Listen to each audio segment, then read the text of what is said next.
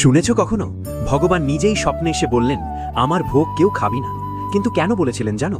পুরীর এক ভক্ত পুরোহিত প্রতিদিনের মতোই ভক্তিভরে জগন্নাথের মহাভোগ প্রস্তুত করছিলেন।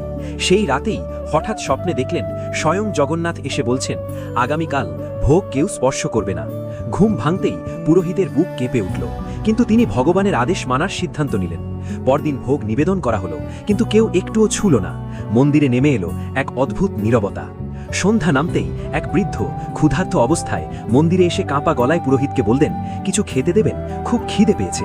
পুরোহিত থমকে গেলেন, এ তো ভগবানের ভোগ, দেবেন না দেবেন না ভাবতে লাগলেন। হঠাৎ তার মনে পড়ল সেই স্বপ্নের কথা, যেন সবকিছু মিলতে শুরু করল। ভক্তি ভরে তিনি সেই ভোগ বৃদ্ধের হাতে তুলে দিলেন, আর বৃদ্ধ তৃপ্তির হাসি দিলেন। ভোগ শেষ হতেই এক মুহূর্তেই বৃদ্ধ অদৃশ্য, আর মন্দির ভরে উঠল অপূর্ব সুগন্ধে। পুরোহিত বুঝলেন ভগবান নিজেই এসেছিলেন ভক্তির আসল অর্থ শেখাতে। মনে রেখো, ভগবান সোনার থালা নয়, তিনি গ্রহণ করেন সত্যিকারের প্রেম। বন্ধুরা, ভিডিও ভালো লাগলে কমেন্টে লিখে যান জয় জগন্নাথ।